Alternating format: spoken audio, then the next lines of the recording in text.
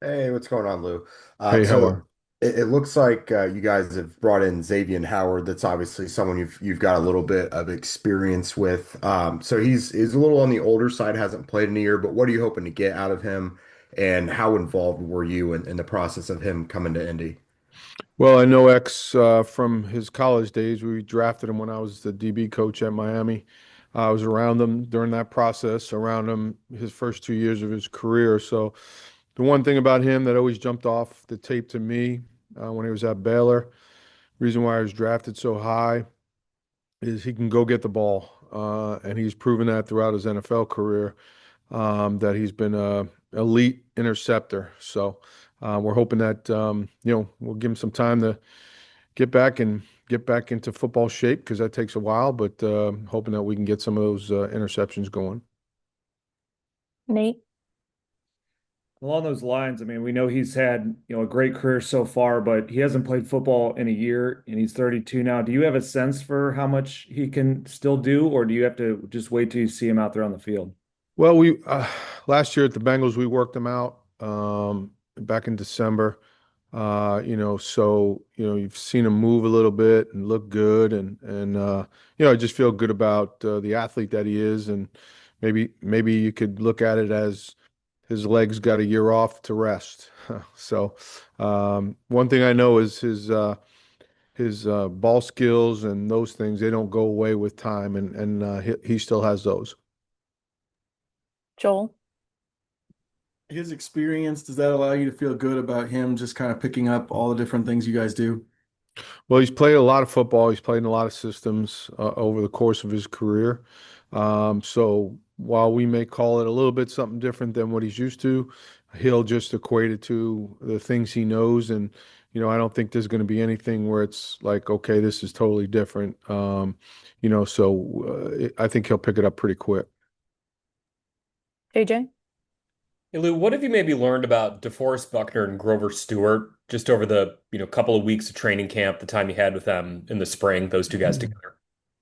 Well, I mean, I think it's easy to see what they bring on the field, in terms of their play. Grover being as powerful he is and can still affect the quarterback with rushes, and Buck being just for how tall and athletic he is in different ways. So everybody sees what they are on the field, but what I didn't know about them, and you wouldn't until you get here in and day out, is just how they just are great leaders. They're smiling on their face every day, both of them, and we're so fortunate to have them as team leaders, and specifically on defense.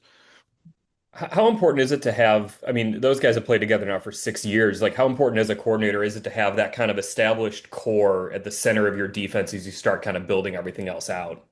Oh, it's huge. I think it's a huge impact for us. The type of players they are, the type of men as they are, but also, as you mentioned, the positions that they play, they can impact the game in so many different ways. So yeah, it's a great thing for us to have them. Chap. Hey Lou, thanks for doing this. Uh, you guys practice for a reason. I mean, you need the reps. How's your level of confidence when you haven't had these guys together? Z's not been out there in a game yet, and you've missed your corners, and Quiddy's been missed time. What gives you the confidence or belief that this is going to come together in September? Well, I think the whole league deals with injuries. I think if you'd asked any team, where they're at from an injury standpoint, there's going to be guys that have missed practice. It's going to happen during the season, and just how you integrate the guys that are coming off of whether it be a surgery or a 2 week ankle injury, whatever it may be. I think that's just a part of the way the NFL is now. It's always been that way. So it's a process that we're going to go through. But at the end of the day, we've got the opportunity for the other guys to get reps has been a big factor for us, and I think those guys will be able to step in and when we get the other guys back, and if there's a hiccup down the road, then all these reps that these other guys have banked will really come into play. Thanks, Lou. Kent. Hey, Lou, given the variety of schemes that you deploy, and we saw a gob of them on Saturday afternoon, how important is versatility in that defensive line? I mean, you got to have guys who can do multiple things, don't you? I think the more you can do, the better at each level of the defense. So I think, guys are really starting to hone in on what their jobs are and what their job expectations are. And it's allowing us to play fast. It's allowing us to be great communicators. So I think it helps. The more you can do certainly helps the entire team and the entire defense. As you did what you did on Saturday and really deployed a whole bunch of different stuff. I mean, there was a wide menu of scheme. Was that to evaluate different guys in those roles, or are you trying to, kind of stop the Packers? I think we did some things. I think that our general philosophy during training camp and the preseason games is maybe do a little bit less and let the guys go out there and play fast and can see the younger guys just run and tackle but with the older group maybe did a little bit more, but they all handle it well, and as we get into game week, that's certainly the volume will certainly pick up. Thanks, Lou. Just do a few more here, James. Lou, obviously you all have dealt with injuries in that secondary, but considering other guys who got opportunities, what you like about or what you see from Chris Lamons in that second game against the Green Bay Packers?